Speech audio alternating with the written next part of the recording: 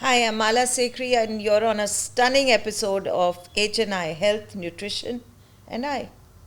Health, Nutrition and I with Ishi Khosla. Produced with support from the Illness to Wellness Foundation. If you're allergic to something, you can be allergic anytime. You can develop an allergy anytime, right? It's not necessary that it's intrinsically in you. Allergy is what is used for people to understand the problem or a sensitivity to wheat, but it's not the typical IgE related allergy, which we know has different manifestations. It's like instant reactions, like sneezing, coughing, rashes, vomiting, and all of that. That may or may not be a part of the presentation here. So, an allergy is a different pathway. But yes, for the purpose of communication, if I'm in a social setting, now whether I have celiac or whether I have gluten intolerance or an allergy, the host doesn't care. He will understand the word allergy, and it is typically used. I have an allergy to wheat. But just medically, it's not the same thing. So that is one clarification. Secondly, you brought up a very important point here, that wheat intolerance or gluten intolerance versus celiac disease. Yeah. They are two different entities, however, and the tests are also a bit distinct. The management of both these conditions remain the same. Now, there is a very big baggage here, which I think I'm going to use this opportunity to make this well understood in terms of testing. First of all, we have tissue transglutaminase and anti-endomycelial antibodies as the gold standard, which came in only about 30 years ago, 25, 30 years ago. So, there is no refuting a test when it comes to a positive TTG or a AMA. If the cutoff in Dr. Dang's lab is say 20, some may have 4 or whatever, and if the value is 18 or it's 19 or it's a high normal, would you write him off? In a few years, it can become 25. So you always have to correlate with symptoms and make any individual or any pathologist or any medical professional also be aware that a positive TTG comes with literally complete end stage villus atrophy, which is the damage to the gut. So, as with everything else, have the ranges changed in this test? No, They remain the ranges same. haven't changed, but interpretation continues to be positive, negative in most people's head. Number two, we always say a biopsy, endoscopic biopsy is a gold standard.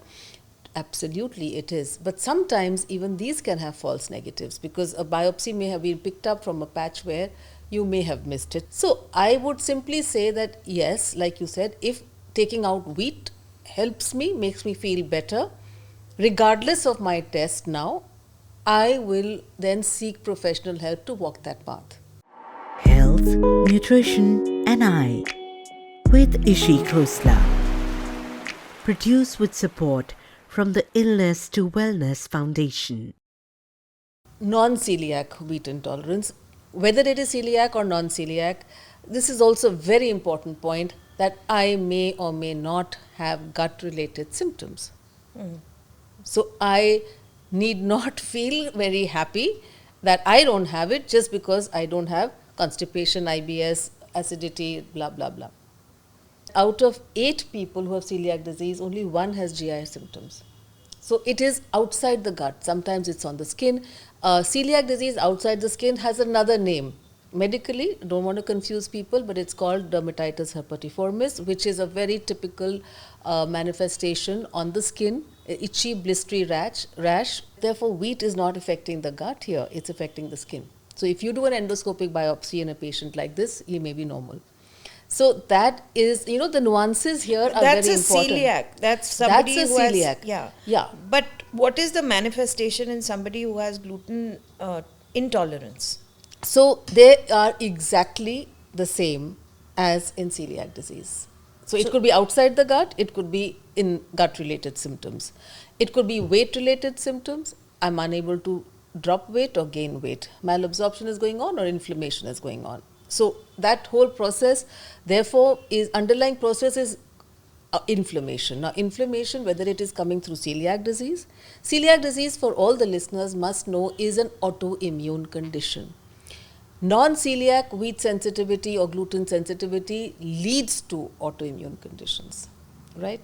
So it's a fine difference. But the fact is, I may have a thyroid and I am absolutely fine. I take a pill and I'm managing my weight and I have everything normal, but certainly I have a gut related problem.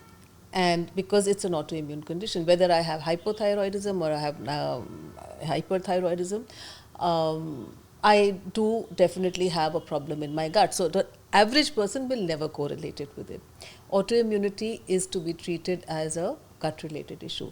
But today, having said that, according to Dr. Alicio Fasano, who is a pediatric gastroenterologist at Boston Children's Medical Center, and he says over 300 medical conditions are linked to a leaky gut when we say Right. gut related issues. And they go with different names, right from diabetes, heart disease, high blood pressure, or cancer, or autoimmunity, or mental health problems. So, therefore, it really encompasses everything that we are talking about and dealing with today. So, should everyone give up wheat? No, everyone is not sensitive to wheat at the same level and the same. It's not damaging everybody to make it pathological, right? But leaky gut is something which it's a chicken and egg. So wheat can cause leaky gut, and a leaky gut can lead to wheat sensitivity. So, for Right. instance, I'm having anti-tubercular treatment, or I'm having antibiotics for 2 months, 3 months, or whatever extended periods, or some prolonged medication.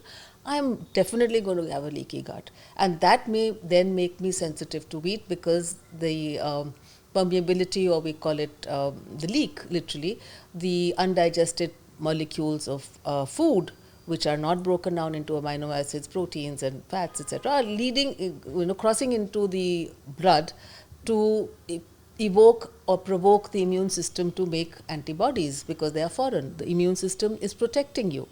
So these antibodies at the end of the day are going to lead to inflammation. Health, Nutrition and I with Ishi Khosla. Produced with support from the Illness to Wellness Foundation. So, doc, when you do the testing, there are several inflammatory markers, right? Would those inflammatory markers point to further testing, or they are symptom? I mean, you could have a mosquito bite and your marker is up. Can you explain inflammation to us Mara, a little bit? thank I'm you so for tempted to asking. say this. Not heal, mosquito bites not healing is a sign of a gluten problem. Thank you for asking this pertinent question. My answer is no. The inflammation can be due to so many other causes. Oh, yes. So if you see any inflammatory marker like say CRP etc. being high, that does not indicate or make you start thinking or make the physician start thinking that it is something to do with the gut, or it is something to do with celiac or anything like that. Right, Inflammatory markers can be high due to so many other reasons. right. Just infection or COVID. I mean, just any kind of infection, virus, any inflammation bacteria. can Yeah. lead to this. It can be from conjunctivitis to your throat infection, to your chest infection, to your stomach infection, to an ear infection, any part of the body. Right. Any inflammation or infection can lead to raised inflammatory markers. And here I would like to interject that allergy is essentially IgE based. Okay. And celiac is not IgE based. Allergy is something in which you develop a problem immediately soon after being exposed to the allergen. If TTG is borderline or it is high, it is not that we call it that high TTG means that it is celiac. High TTG means that there are high chances or high risk of having celiac. The whole gamut of tests for celiac needs to be done, like anti-endomycelial, anti-gliadin antibodies, and plus now what are newly being done and recommended are the genetic markers, which form an extremely important part of screening for celiac. But still, please remember, the gold standard still remains the biopsy. Right. Reference ranges vary from kit to kit, from lab to lab. So I strongly recommend that if you are positive or at high risk for celiac, that is if your TTG level is high, you should always get yourself monitored from the same lab. just to find a baseline and to see whether your levels are going up high, maintained, or falling down.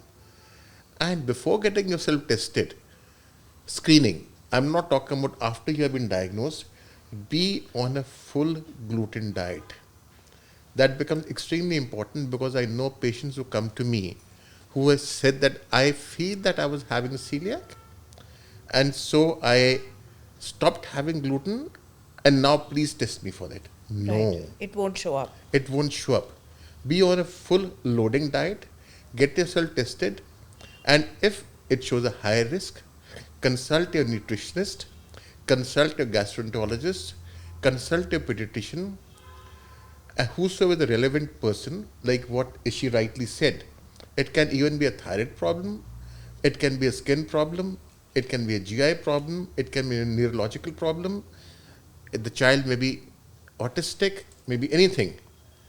So for all of them, ruling out celiac or testing for TTG becomes an essential part of our life, an essential part of diagnosing. Health, Nutrition and I with Ishi Khosla. Produced with support from the Illness to Wellness Foundation. To document the non-celiac gluten sensitivity, we have this food intolerance test. It's called IgG, delayed food intolerance test.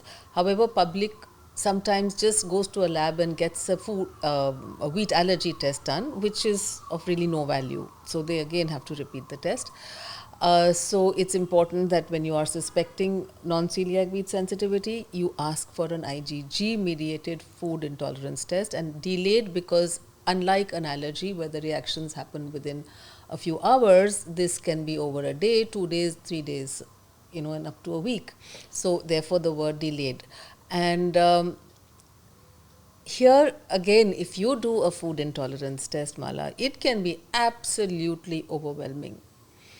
I eat almonds every day and they are in red. They've appeared in such a big bar, severe intolerance.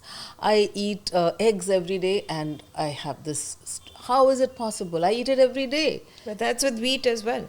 People say we've been eating it all our lives. Yeah, but I'm helping you understand. A food intolerance test can throw you off. Right. It can have at least 50 items that you eat every day in the red or in the orange, which are red flags for you to say that I am intolerant to this. But no, it is just indicating a leaky gut. A leaky gut, by the name, like I said, it's like a cheesecloth which has got holes in it. So if, like I said, this is your gut lining, it's got holes and it's got leaks in it, everything that you're eating surely will enter your blood partially digested because there are holes. It hasn't had time to get broken down and it's entering your bloodstream. Your immune system is only making antibodies, but they are not the culprits. Right? They may cause low-grade inflammation, but to treat this, you do not have to worry about those million things that have come up in your test. You work on the primary culprit, which is most likely one of the grains, and maybe secondary to that, dairy sometimes, and you work with the professional. But my point here is that people do get overwhelmed, and yes, these are non-specific tests. Having said this, I have to really tell you, I never got this test done because of its non-specificity and the fact that it used to show up in frightening ways in people, and it didn't make sense because my treatment would still remain the same. So get it done, but interpret the test with me. But people want, like he said, to see a positive gluten. Positive gluten आया तो मैं रोकूंगा. ये तो नहीं तो, and it is like, oh, did you get if somebody is going off gluten without this test, he's going to be quizzed and bashed by his professionals, medical doctors, did you get your test done? If he says no, why did you go off it? That is the narrative today with public and professionals at all levels. So hence, I get it done now. And sometimes it happens that I know that this patient is reacting to wheat. He's autoimmunity, he has breathing problems, he has all the symptoms, and he's doing better without it, but his test is still negative. Then what? Then I tell him, I have to make him understand that this has a level of specificity. And there'll be many other reasons why this is negative. I had a patient question right now which I haven't answered. This child is borderline on the spectrum of autism and maybe a little bit of ADHD, whatever. The child is doing much better on the wheat-free diet and the dairy-free diet. I get a question from the mother, or rather the grandmother, that can he eat wheat sometimes since he is not allergic to it? Since he is not allergic to it. Well, I'm saying this is a treatment for him. This is his medicine. But the mother still thinks that sometimes, because the test is not showing up or we haven't got those markers positive, can he still eat it? Now that's very important of importance of. I'm glad you said this. You mentioned this thing. But your tests are negative. It is all or none. Yeah. I have been asked this question every day practically, that why is my TTG level not coming down when I am not having wheat, when I am not having gluten. And on closely questioning them, they've said the utensils being used for making the khana for rest of the family, which is filled with gluten, is the same. And then they use the same utensil. Even the tawa. Even the tawa, he's rightly pointed out, is used for making the same gluten-free food. So now there is bound to be some kind of a contamination. Yeah.